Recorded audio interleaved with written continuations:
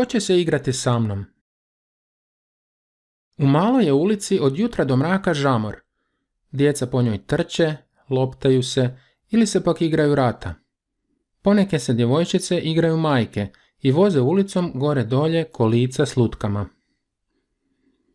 U tu ulicu nikad ne skrene auto, samo što biciklisti ponekad dođu ovamo. To su male kućice s vrtovima. Djeca se jednostavno razgovaraju kroz prozor s majkama, a majke mogu vidjeti što njihova djeca rade na ulici. Među tom djecom živi sasvim malena djevojčica, Točkica. Svakog jutra dođe se stoličicom, postavi je nasred ulice i gleda kako se djeca igraju. Kad se dogodi što smiješno, glasno se smije, a kad se djeca potuku, pobjegne k majci i kaže: "Pogledaj mama, potukli su se." "To nije ništa strašno," reče joj majka i Točkica se vrati na ulicu. Sva djeca ove ulice već idu u školu. Točkica još ne zna koliko joj je godina, ne zna kako trebaju razgovarati majke, na romobilu se vrlo slabo vozi. Kad se igraju rata, nikad ne zna pobjeći neprijatelju. Lopte nikada ne uhvati, a ni lovice se ne zna igrati.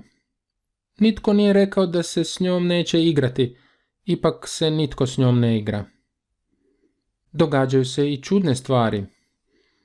Majka vidi da se Točkica nasred ulice na stoličici dosađuje. Pohita u vrt, ubere lijep crven cvijet i odnese ga Točkici. Točkica se vrlo obraduje cvijetu. "Cvjetiću," reče mu i pomiriše. "Miriši." Zatim ga promatra. Prođe tuda veliki dječak. "Pokaži mi cvijet," reče i Točkica mu ga dade u ruke. Dječak ode i stade trgati laticu za laticom. "Uzeo mi ga," ražalostila se Točkica. Praznih ruku sjedila je na stoličici. Majka je sve to promatrala i donijela joj lončiće i lopaticu. "Mijesi kolačiće," reče joj. "I za tebe ću napraviti jedan," obećala je Točkica. Mijesi ona kolačiće kad tuda prođe Tonček i Tonka. Brzo njih dvoje podijele između sebe lončiće, uzmu joj i lopaticu i kažu: "Točkice, bjež, treba nam mnogo mjesta, umjesit ćemo mnogo kolačića." Točkica gleda iz daleka kako Tonček i Tonka mijese kolačiće od pijeska. Dodijalo im je to. Lončiće zakotrljaju po ulici da zazvone ping pong ping, a lopaticu ostave u pijesku. Točkica pobrza, pokupi lončiće, potraži i lopaticu i ode k majci. "Mama, igraj se sa mnom," moli je. "Ne mogu, kuham ručak," odvrati joj majka. Točkica dugo šuti. Polagano se otputi u vrt, uze romobil i odveze se na ulicu. Ulica je prazna. Djeca su otišla u školu. Točkica se vozi uz kuće i vrtove. Doveze se do velike ulice gdje jure automobili. Pas iz male ulice, Pazi, zove Točkicu. "Vau, vau, kamo ideš?" "Nitko se sa mnom neće igrati," odgovori mu Točkica. "Otići ću daleko, u park Tivoli. Tamo ima više djece nego u maloj ulici." I skrene u veliku ulicu, među automobile i bicikle. Pazi gleda za Točkicom i laje, a zatim potrči za njom. "Vau, vau, vau, idem s tobom kad već moraš ići." I vjerno slijedi Točkicu koja se vozi među automobilima. Zaista, svi jure uz nju i upravo je čudo da je ništa ne pregazi. Stigli su do tramvajske pruge. Neko je vrijeme Točkica lijepo vozila uz tračnicu, a zatim joj romobil sklizne između tračnica. Točkica padne, brzo se podigne, ali romobil se uklještio, tako da ga ne može ni pomaknuti. Pazi se vrti oko nje i pogledava po pruzi otkuda se približava tramvaj. Tramvaj zvoni, zvoni, ali sve uzalud. Točkica i Pazi stoje na pruzi. Pazi hrabro stupi pred Točkicu i laje na tramvaj koji je već posve blizu. Tramvaj se zaustavi, iziđe kondukter, a i drugi putnici, i svi su se zgrnuli oko Točkice i Pazija. Što se dogodilo? Pitaju. Došao je policajac i načinio red. Putnici se vraćaju u tramvaj, a policajac izvlači romobil sa tračnica i stavlja ga na pločnik. Vozi po pločniku, dijete, reče Točkici, a Paziju zaprijeti.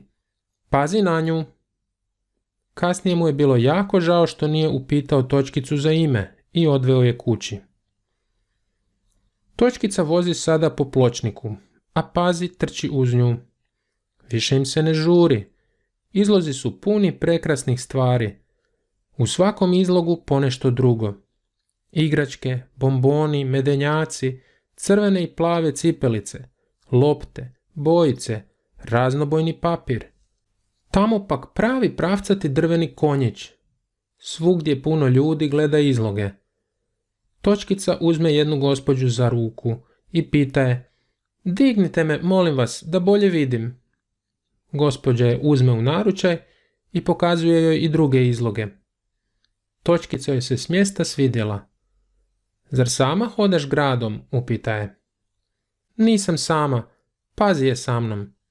Idemo u Tivoli, jer se kod kuće nitko neće igrati sa mnom, ispriča joj Točkica. Gospođa je spusti na zemlju, popravi joj kosicu na čelu i ode. Kasnije će gospođi biti vrlo žao što nije upitala Točkicu za ime i što je nije odvela kući. Točkica i Pazi dođeše na okrugli trg. Nasred trga svira dječji puhači orkestar, a visoko iznad trga izvješen je natpis: Velika utrka, pozivamo svu djecu. Točkica ne zna pročitati taj natpis, ali vidi puno djece u bijeloj i crvenoj odjeći koja se na romobilu voze oko trga. Gledatelji iz parka im viču: vozi, vozi! Vidiš, Pazi, tu ću se moći igrati, razveselila se Točkica. Vau, vau, zalaja Pazi, a Točkica se s romobilom umješa među natjecatelje. Ali gle, neki je dječak zaustavi i reče joj: još si premalena, makni se malo u stranu i gledaj. Točkica se maknula i rastužila. Ni tu se neće igrati sa mnom, jer sam premalena. Vau, vau, reče Pazi i povuče je za suknjicu. Idimo u Tivoli, tamo se igraju i malena djeca. Krenuli su lijepom ulicom, prošli preko željezničke pruge i već su se našli u Tivoliju. Tko će se igrati sa mnom? Pita Točkica i traži djecu. Ali sunce već zalazi i djeca žure kući. Točkica i Pazi žure na igralište, a igralište je pusto. Svi su otišli. Sve ljuljačke miruju, vrtuljak stoji, klupe su prazne, cvjetovi se na gredicama zatvaraju. Tko će se igrati sa mnom? Pita tanak glas. Zar sam ja to rekla? Čudi se Točkica. Vau, vau, zalaje Pazi. Ti nisi ništa rekla. Tražili su imali koga tko bi se htio igrati i našli u pijesku malenu drvenu lutku. Lutka, klikne Točkica. Hoćeš li se igrati sa mnom? Hoću, najradije se igram. Gledajte jezerce kako se ljeska. Moralo bi nas biti više, reče Točkica i pomaže lutki izići iz pijeska. I Pazi će se igrati s nama. Gledajte jezerce kako se ljeska, rekoše utroje. Kad li Točkici u naručaj skoči vjeverica s velikim kitnjastim repom, a lutki na glavu sjedne bijela grlica. Sada nas ima dovoljno, razveselila se Točkica. I grlica mora sjediti u krugu, a Točkica trči s rupcem uokolo. Gledajte jezerce kako se ljeska, tko se okrene, ruka ga pljeska. Igrali su se tako, pa nisu opazili kako je sunce zašlo. Pospana sam, zaplače lutka. Hoću u krevet. U krevet, sjetila se Točkica svog kreveta i mame. Pazi, moramo kući. Vau, vau, kući. Otputili su se prema gradu. Točkica, vjeverica i grlica na romobilu. Vjeverica straga, Grlica sprijeda na volanu, Pazi vjerno trči pokraj njih i nosi u gubici usnulu lutku. Na Tivoli pada noć, u gradu se pale svjetla. U tom je času radio javljao već po 3. put. Izgubila se najmanja djevojčica iz male ulice, zove se Točkica i vozi se na romobilu. Izgubio se i pas Pazi. Ako ih netko susretne, neka ih dovede u policijsku postaju. Kako li je sada žao onom policajcu koji je sreo Točkicu na tramvajskoj pruzi, ali je nije zapitao za ime i odveo kući. Samo da joj se nije dogodilo kakvo zlo. Gospođa koja je popodne digla Točkicu u naručaj da bi bolje vidjela izlog, također je slušala radio. Rekla je da svu noć neće moći oka sklopiti ako ne nađu Točkicu. U maloj ulici svi su bili na cesti. Kako je djeci bilo žao Točkice. Jadna Točkica, nismo se htjeli igrati s njom, rekli su i potrčali na sve strane da bi je pronašli. Točkice, zvali su je. Majka je rekla, možda će je Pazi dovesti kući. Na željezničkoj pruzi oprostile su se Vjeverica i Grlica. Točkica im je obećala da će češće dolaziti u Tivoli igrati se.